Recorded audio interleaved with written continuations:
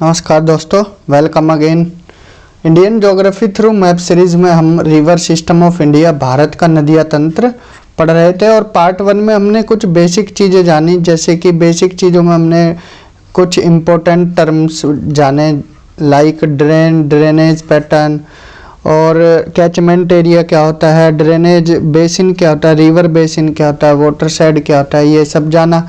Then इसके बाद हमने क्या है, इसको जो कैचमेंट एरिया है इसके हमने पैटर्न भी देखे। Dendritic pattern, catchment area means जो हमारा ड्रेनेज पैटर्न था, ये जाने हमने। ड्रेनेज पैटर्न में हमने डेंड्रिटिक पैटर्न, रेडियल और हमने सेंट्रीपिटल, रेक्टेंगुलर, हमने ये सब जाने। और हमने क्या है फिर इसका वर्गीकरण किया, इसको क्लासिफाई किया कि इंडियन ड्रेनेज सिस्टम किन बेसिस पर हम इसको डिवाइड कर सकते हैं। तो हमने 3 बेसिस पर डिवाइड किया था। एक तो on the basis of discharge of water, on the basis of discharge of water,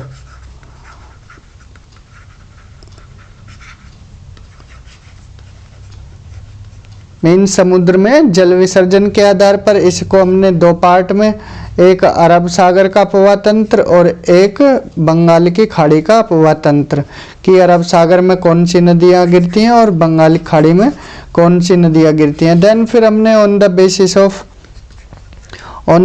of size of water shade, इसमें हमने 3 तरह से देखा, मेजर रिवर बेसिन और मीडियम रिवर बेसिन और माइनर रिवर बेसिन। जल संभर क्षेत्र के आधार पर प्रमुख नदी द्रोणी, मध्यम नदी द्रोणी और लघु नदी द्रोणी। प्रमुख वो थी जिसमें कैचमेंट एरिया 20,000 स्क्वायर किलोमीटर से ज़्यादा था, मध्यम में 2,000 से 20,000 तक था और जो लघु थी उसमें क्या था, 2,000 से कम था। देन फाइनली हमने क्या है, किसके बेस पर, ऑन द बेसिस ऑफ, तीसरा किया हमने on the basis of mode of origin, means कहाँ से, मोड ऑफ ओरिजिन, कहाँ से इसकी उत्पत्ति हो रही है। हमने इसको 2 पार्ट में देखा था, एक हिमालयन रिवर और एक पेनिनसुलर रिवर। तो ये था प्रीवियस लेक्चर का। तो इस लेक्चर में हम स्टार्ट करते हैं on the basis of mode of origin, means इसमें उद्गम के आधार पर हिमालयन रिवर और प्रायद्वीपीय रिवर, ये सब हम पढ़ने जाएंगे। तो बात की जाए drainage system of Indian river, इसको हमने 2 बेसिस क्लासीफाई किया, on the basis of origin and nature पर, हिमालयन रिवर और पेनिनसुलर रिवर। हिमालयन रिवर्स की बात की जाए, ये पेरिनियल रिवर होती है, मीन्स 12 मासी रिवर होती हैं। 12 मासी मीन्स 12 मास क्या है, 12 महीने ये फ्लो करती हैं। ये किस वर्षा वगैरह पर, रेनफॉल पर डिपेंड नहीं करती। और इनमें वाटर कहाँ से आता है, जो हिमालयन ग्लेशियर है वहाँ से आता है, ओरिजिनेट वहाँ से करती हैं। लेकिन पेनिनसुलर रिवर, जो प्रायद्वीपीय नदियाँ हैं, वो क्या है, सीजनल होती है, मौसमी होती हैं। जब बारिश होती है तभी इनके अंदर पानी फ्लो करता है, बाकी ये सूख जाती हैं समर आते आते। जैसे ही गर्मी का मौसम आता है ये सूख जाती है। और ये ओरिजिनेट कहाँ से करती है, पेनिनसुलर प्रायद्वीपीय पठार से, छोटी छोटी पहाड़ियों से। इम्पोर्टेंट रिवर की बात की जाए, हिमालयन की गंगा है, इंडस है, ब्रह्मपुत्र है, गंगा, सिंधु, ब्रह्मपुत्र और उनकी ट्रिब्यूटरीज। और प्रायद्वीपीय नदियों की बात की जाए, नर्मदा, तापी, महानदी, गोदावरी, कृष्णा, कावेरी, ये आदि रिवर हैं। ये क्या करती है, प्लेन बनाती है, प्रोड्यूस लार्ज प्लेन एरिया, मतलब मैदानी क्षेत्र बनाती है। जो ये नदियां हैं अपना सेडिमेंट अवसाद जमा करती है और इससे ही क्या है, ये प्लेन एरिया बनाती हैं। तो ये क्या होती हैं, नदियाँ इतनी गहरी होती हैं कि आसानी से यहाँ पर शिप वगैरह आए जा सकते हैं। और एग्रीकल्चर, कृषि के लिए सुटेबल होती हैं, अर्बनाइजेशन के लिए, औद्योगिकरण, इंडस्ट्रियलाइजेशन के लिए। और यहाँ पर क्या है, आपको डेंसली पॉपुलेटेड एरिया देखा जाता है जहाँ पर ये नदियाँ बहती हैं। चाहे आप गंगा का मैदान देख लीजिए, ब्रह्मपुत्र का मैदान या इंडस का मैदान देख लीजिए, तो वहाँ पर आपको डेंसली पॉपुलेटेड एरिया दिखाई देगा, मतलब यहाँ पर जनसंख्या बहुत अधिक मात्रा में पाई जाएगी। और जो ये प्रायद्वीपीय नदियाँ हैं, ये इतना प्लेन एरिया नहीं बना पाती, क्योंकि इसके अंदर जो है हार्ड पेनिनसुलर बेसमेंट होता है। ये क्या है, बसाल्ट लेक से बना होता है, बसाल्ट लेक से। तो इस वजह से यह प्लेन एरिया नहीं बना पाती। तो हिमालयन रिवर में फोर्थ पॉइंट देखते हैं, they are great source of hydro electricity. ये क्या है, यहाँ पर बिजली बनाई जाती है, इलेक्ट्रिसिटी बनाई जाती है, विद्युत बनाई जाती है। कैसे, देखिए क्या होता है कि जब नदियाँ ऊपर से फ्लो कर रही हैं, ये फ्लो कर रही हैं, ये कोई पहाड़ी एरिया है और यहाँ से फ्लो कर रही हैं, तो जब नदियाँ गिरती हैं नीचे, तो नदियाँ गिरी, अब क्या है, आपने यहाँ टरबाइन वगैरह लगा दिए, यहाँ पर क्या है, टरबाइन वगैरह लगा दिए, टरबाइन घूम रहा है और जब यहाँ पानी गिरेगा तो करंट पैदा होगा। तो ऐसे ही क्या है, हाइड्रो इलेक्ट्रिसिटी, यहाँ से विद्युत बनाई जा सकती है, इनसे विद्युत बनाते हैं, electricity.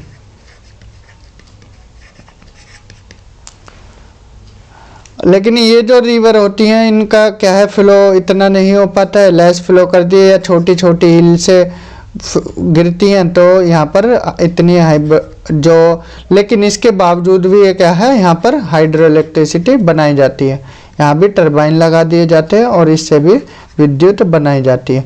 They have great flow and velocity of water causing erosion. ये क्या है, इरोजन करती हैं, क्योंकि ज़्यादा एरिया में फ्लो करती हैं ना, तो ये क्या है, इरोजन भी करती हैं। ये ज़्यादा एरिया में नहीं फ्लो कर पाती, तो इस वजह से इनका जो इरोजन का लेवल है वो कम होता है as compare to Himalayan river. Himalayan river longer होती हैं, डीपर होती हैं और बिगर भी होती हैं, इस वजह से इनका बेसिन बड़ा होता है, बेसिन बहुत बड़ा होता है, और ये मिएंडर भी करती हैं, मिएंडर, ठीक है। और ये स्मॉलर होती हैं as compare to Himalayan river, और ये क्या है, स्ट्रेट कोर्स बनाते हैं, मिएंडर नहीं करती हैं ज़्यादा, तो ये सीधी ही फ्लो करते हैं, ये मिएंडरिंग करते हैं। क्लियर। तो हिमालयन रिवर और पेनिनसुलर रिवर, मतलब हिमालयन और प्रायद्वीपीय नदियाँ हमने यहाँ देखा। तो अब हम क्या है, स्टार्ट करेंगे क्या, हिमालयन रिवर से स्टार्ट करेंगे, हिमालय की नदियाँ। तो पहले पढ़ते हैं हम इंडस रिवर सिस्टम। इसमें बेसिकली हम 3 नदियाँ पढ़ेंगे, Indus river system, Ganga river system और ब्रह्मपुत्र रिवर सिस्टम। सिंधु नदी तंत्र, गंगा नदी तंत्र और ब्रह्मपुत्र नदी तंत्र, इनकी सहायक नदियों के भी बारे में हम पढ़ेंगे। जब इसीलिए हमने ये क्या है, तंत्र लिखा है पूरा, सिंधु नदी नहीं लिख के हमने सिंधु नदी तंत्र इसलिए लिखा क्योंकि इनकी सहायक नदियाँ भी पढ़ेंगे, झेलम, रावी, व्यास, सतलुज, चेनाब, ये सब पढ़ेंगे। गंगा में भी यमुना, चंबल, सोन जितनी भी है, रामगंगा, गंडक, कोसी सब पढ़ेंगे, और ब्रह्मपुत्रा में भी ये पढ़ेंगे। तो चलिए स्टार्ट करते हैं, कहाँ से, सिंधु नदी तंत्र से, इंडस रिवर सिस्टम से स्टार्ट करते हैं। तो सिंधु नदी तंत्र में हम बेसिकली क्या है, इंडस पढ़ेंगे, सिंधु नदी, झेलम, चेनाब, रावी, व्यास, सतलुज, ये नदियाँ मेनली 6 नदियों को हम डिटेल में डिस्कस करेंगे। लेकिन कुछ और नदियाँ, ये जो इंडस रिवर है इसकी ये क्या है, सहायक नदियाँ हैं। कौन सी सहायक नदियाँ, देखिए इसमें भी 2 तरह से हैं, राइट बैंक ट्रिब्यूटरी, और सपोज करो ये कोई नदी है, समझाने के पर्पज से, ये कोई नदी है, अब इसका मुख किधर की तरफ है, इधर की तरफ है, तो इस नदी का लेफ्ट क्या होगा, इस नदी का लेफ्ट क्या होगा, ये लेफ्ट एरिया होगा इसका लेफ्ट, और इसका राइट किधर होगा, इधर होगा, क्योंकि नदी ऐसे जा रही ना फ्लो, इसका माउथ इस इधर की तरफ है, इधर, तो ये क्या है, इसका लेफ्ट ये होगा और इसका राइट इधर होगा। तो जो ये इंडस रिवर है इसकी राइट बैंक ट्रिब्यूटरी कौन कौन सी है, जो इधर सीधे हाथ की तरफ है, इधर कौन कौन सी है, इधर श्योक रिवर है और नुब्रा रिवर है, शिगार रिवर है, गिलगिट रिवर है और हुंजा रिवर है, ये हम 5 देखेंगे। ये राइट बैंक ट्रिब्यूटरी है, और लेफ्ट बैंक ट्रिब्यूटरी में झेलम है, इधर झेलम है, चेनाब है, समझाने के पर्पज से है ये, बस रावी है, व्यास है, सतलुज है, ये क्या है, इसकी लेफ्ट बैंक। एक इम्पोर्टेंट, जास्कर रिवर भी इसकी क्या है, लेफ्ट बैंक ट्रिब्यूटरी। इसमें कंफ्यूजन हो जाता है कि इसको राइट बैंक ट्रिब्यूटरी बोल देते हैं, लेकिन जास्कर भी क्या है, लेफ्ट बैंक ट्रिब्यूटरी है। और कौन कौन सी हैं लेफ्ट बैंक ट्रिब्यूटरीज में, 1-2 नदियाँ और हैं, वो कौन कौन सी हैं, किशन गंगा है एक, और एक दाइमर है, स्टोर है और सिंगो है। ये सब नदियाँ, ये थोड़ी छोटी नदियाँ। हम यहाँ बेसिकली लेफ्ट बैंक ट्रिब्यूटरी में ये पांचों देखेंगे। तो चलिए लेक्चर स्टार्ट करते हैं। ये डायग्राम बनाया गया है और ये इसमें नाम वगैरह इसलिए नहीं लिखे हैं क्योंकि ज़्यादा ये खिचड़ी पक जाती। बेसिकली आपको समझाने के पर्पज़ से पहले ही बना दिया है, क्योंकि बनाते लेक्चर में फिर टाइम ज़्यादा लगता। तो ये जो नदी है यहाँ से, ये मानसरोवर लेक, ये कैलाश रेंज है। बेसिकली जब हम रेंजेस पढ़ा रहे थे तो कैलाश रेंज पढ़ाया होगा। ये कैलाश रेंज है, जहाँ हमारा पेन चल रहा है, कर्सर है, ये कैलाश रेंज है। यहाँ पर मानसरोवर झील है और ये राकाश झील है। इसको राक्षस झील भी बोलते हैं, वो बताएंगे।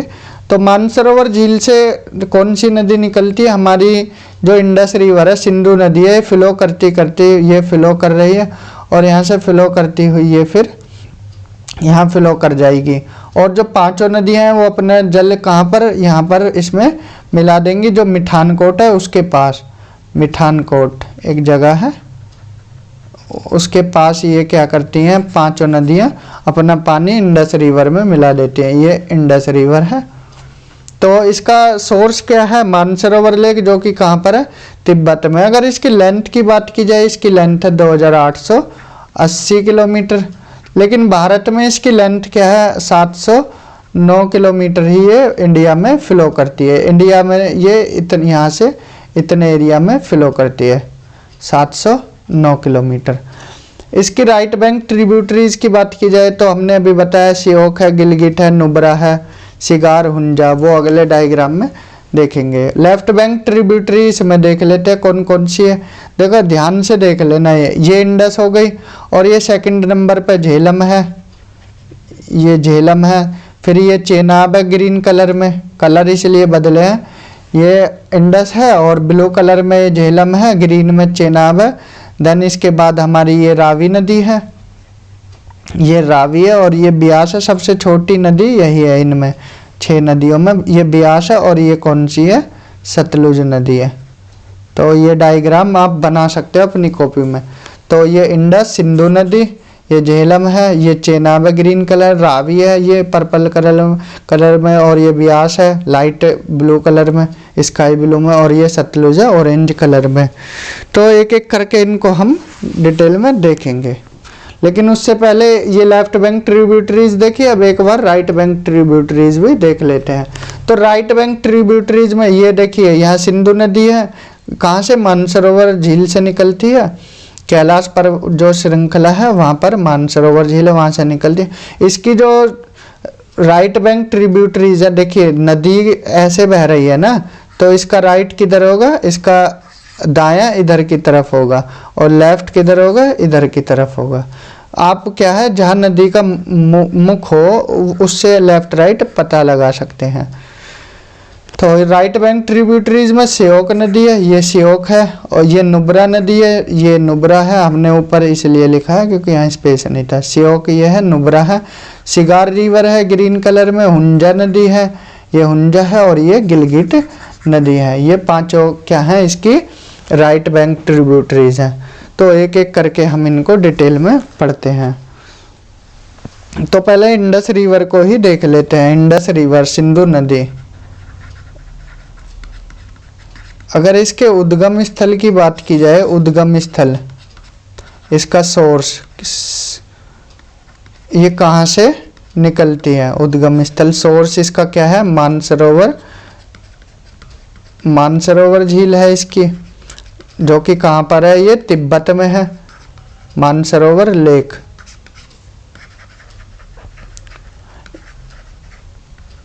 इसकी लेंथ की बात की जाए तो इसकी लेंथ कितनी है? इसकी लेंथ है 2880।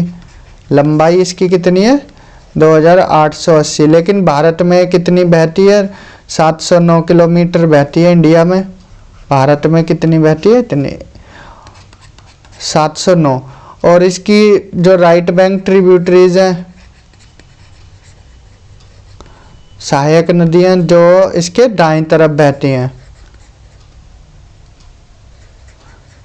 तो कौन कौन सी है? वो श्योक है, हुंजा है, गिलगिट है, नुब्रा है और सिगार है। ये हमने 5 अभी डायग्राम में देखी। इसकी अगर लेफ्ट बैंक ट्रिब्यूटरीज की बात की जाए, इंडस रिवर की लेफ्ट बैंक ट्रिब्यूटरीज,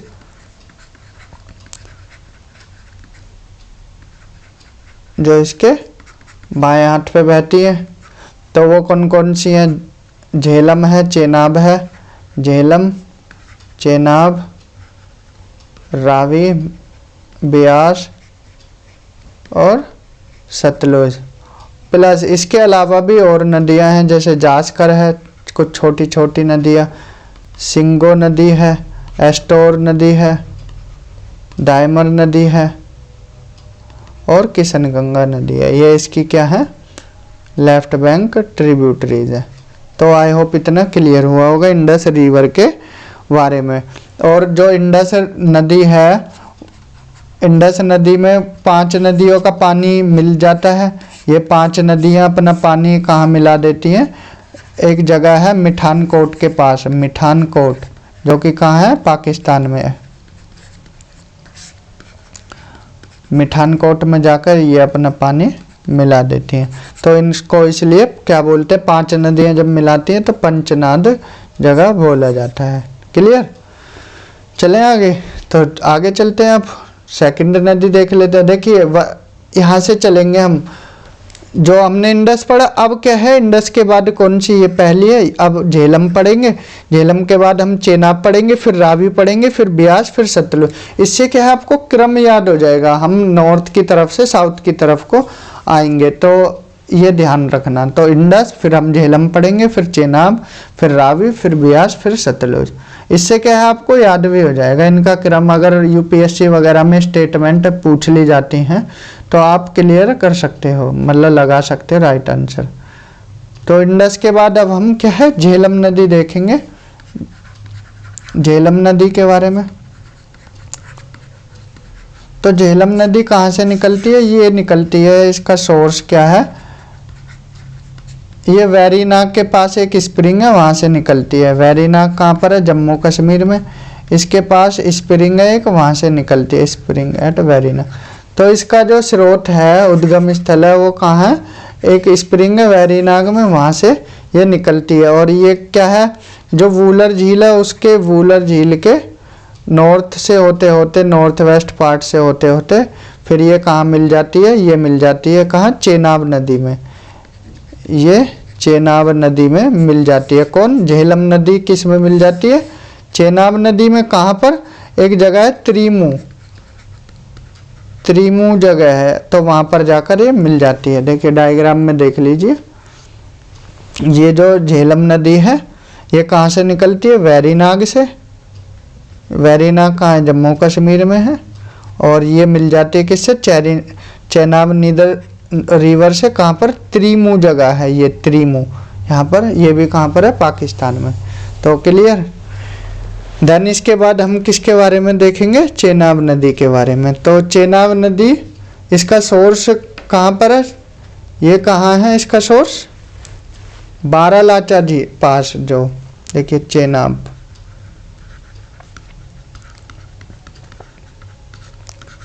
अगर इसके सोर्स की बात की जाए तो इसका सोर्स कहाँ है?